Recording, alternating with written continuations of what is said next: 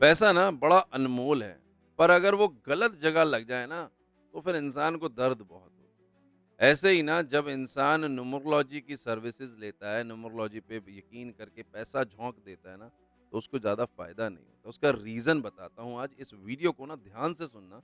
Save तो करना ही करना, शेयर ज़रूर करना क्योंकि ये ना बहुत सारे लोगों के ना जो आगे आने वाले खर्चे हैं ना, उसको बचा सकता है और आपको भी सचेत कर सकता है। सबसे पहले ध्यान से सुनिए, न्यूमरोलॉजी में जैसे ए से लेके ज़ेड तक नंबर्स को जोड़ा जाता है। फिर उन नंबर्स को प्लैनेट से कनेक्ट किया जाता है, जिसमें कि 4 और 7 नंबर में राहु और केतु को कनेक्ट किया जाता है। मैं आज आपको बता दूँ, मैं हमेशा से कहता हूँ कि वैदिक अंक ज्योतिष में ना 4 और 7 को ना कभी भी राहु और केतु से नहीं कनेक्ट किया गया। जब पराशर जी ने राहु और केतु को कोई राशि में स्थान नहीं दिया, तो हम कौन होते हैं कि न्यूमरोलॉजी में भी उनको स्थान दे दें?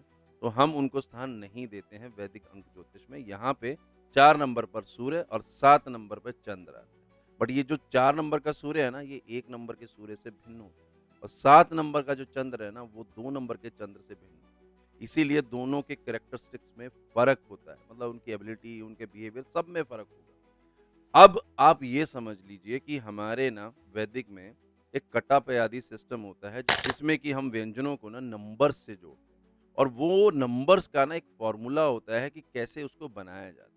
हालाँकि मैं फ़ॉर्मूला नहीं इसमें बता रहा हूँ, बट आपको समझा रहा हूँ कि हम अगर कभी भी हमें नंबर्स के साथ कनेक्ट करना है, तो हमें उस सिस्टम को फ़ॉलो करना चाहिए। दूसरी चीज़, जब भी आपको अपने ज्योतिष के आधार पे यानी कि अपने भाग्य को सुधारने के लिए या अपने आप को लकी ज़्यादा करने के लिए जब अपने नाम में सुधार करना होता है ना, तो सर्वप्रथम जो काम आता है, वो आता है आपके उच्चारण वर्ण पे, उच्चारण स्वर पे। मतलब जैसे अगर किसी का नाम राम है, तो उच्चारण में सबसे पहले र आया, फिर आ आया, स्वर आया।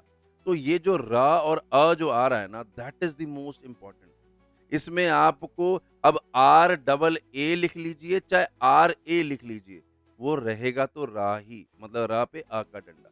तो आप ये समझ लीजिए, जो अपने नाम में आप कांट-छाँट कर रहे हो ना, जैसे अगर रीता है, तो इंसान are I, I T A ए ऐसे कर लेता है या R double E T A कर लेता है। आप एक्चुअल में सब अधूरा कर रहे हो, क्योंकि हमारे शास्त्रों में तो अंग्रेज़ी को कोई तवज्जो ही नहीं है, कोई इम्पोर्टेंस ही नहीं है। हमारे तो सारी चीज़ें हिंदी के अक्षर या संस्कृत के अक्षर पर होती है।